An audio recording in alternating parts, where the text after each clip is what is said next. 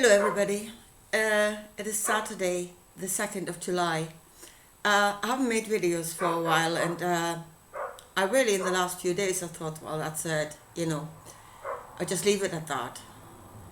And even this morning I woke up and never thought, I would make a video today. But just in the last 10 minutes something hit me. So, and I'm gonna want to bring it out again before my rational mind makes a mess of it, because there was a moment of clarity there. The whole thing, what happened this morning was I was watching Rick Wiles. I was on the True News website, and I'm going to leave the link to what he was talking about in the description box. Now, he talked about what brought him back to church and a dream that he had, which was an end-time dream, where he found himself in a man-made tunnel and where he saw an army. And as he got closer to the soldiers, he saw that they were not human, but that they were part animal, part human, part animal. Yeah? So, and he was talking about that army and how it brought him back. How that dream got him to go back to church that morning. Because the officer, the commanding officer of that army said to him, have you not heard of the revelation? So that was the army for the end time war. And I was thinking about that image. Part animal, part human. And what it actually was that he saw. And thinking about, the overall questions, what am I? What is this? What am I here to do? Yeah? What is the meaning? What is my purpose? So, let's bring this kind of, try to put this, my chickens in a row here. So, and I was thinking about souls and what brought me onto this journey. So I did not, Rick Wiles was talking about going to the altar and being filled with the Spirit, so that didn't happen for me. I never went to any altar. I haven't been in church for years. So the moment, one of the defining moments for me was that time when I came down the stairs of my house and I heard this word, mating dance. Yeah? And where it felt to me as if I didn't see, but as if I saw a bird of plumage at the bottom of the stairs, showing off its feathers. And I said, at that time, no, that I need to understand. And that is what I've been working on for quite a few years now, to understand what this mating actually is. So what am I? What am I being mated to? The marriage of the bride. And what is the purpose of it all? So, and then this thought that, I am all possibilities. I'm a part of the all. I am all possibilities. And then this other thought that of this narrow band of frequency that we are trapped in, so to speak. We're not trapped. But we are in a narrow band of frequency. So what are we, all possibilities, or are we a narrow band of frequency? So, and what came to me today is that I am the thought, that which is apparently outside of yourself, is a part of all possibilities, whereas Earth is a narrow band of frequency. It is a defined form. something that has defined itself. I mean, okay, the way we see it is our interpretation, but it is still a ball of energy that has organized itself in a way that creates life and that supports life. So, I mean, the way we see it is a human way. A dog sees it in a different way. A cat would see it in a different way. But it's still, the energy itself exists. And it is organized in a certain way that creates this world. So, what we are when we came expresses itself as thought, whereas world expresses itself as emotion. And that is the mating dance between you and this world. Yeah? For the two to become one. So what is your purpose when you came here? And there seem to be different purposes when you see people and when you hear them. You see, some are here, they were given life. That means the entanglement between the world and themselves exists. So they have life, but what is their purpose? And it seems that they want to make the world into something that is according to themselves.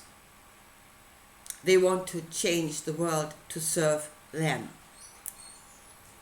Yeah? And in doing so, they are destroying this world. Actually, in doing so, they're destroying their own life. And that is the destruction of the flesh, not necessarily the destruction of the soul. Because we keep coming back. The soul is actually the marriage. That is life. Life has to be made out of two parts. So the soul is the marriage. And even if the body dies, those that are still attached, let's say, to the earth, so keep coming back, yeah, that means their soul is still intact. So they're still being drawn back into another experience. But Jesus said, beware of those that kill the soul. That is that they actually sever the two energies completely. Then you have no more attachment to this. Well, you might see that as freedom. A lot of people do. They say that is when you're then totally free. You never take form again. You're free of this place. If that's how you feel, that's probably what will happen to you. To me, that's not freedom. To me, the experience of life, I would rate that, even if it's complete shite at times, and it is complete shite at times, I would still rate that higher than nothing. So that's the first thing that became clear to me. So what am I? I am that thought that got married to the energy of this world. What am I doing here? Well, that is entirely up to you. What is it you're doing? You should be aware of what it is you're doing. You should understand yourself, what it is you actually want. It would make kind of more sense of your daily life if you had a purpose. So am I here to rule over the world? Or did I come here with a desire to protect the world? And to me, I mean, I don't know if I came with that desire, but the desire is definitely here now, and that is to protect the world. And then I thought about, the way America is bringing their greatness to all these other nations. Yeah, and the way they're giving of their greatness to all these other nations. And they are in fact destroying the nations, because the nations are not according to Americans. So they're bringing their greatness to nations, saying, you must be like us, and then you're great.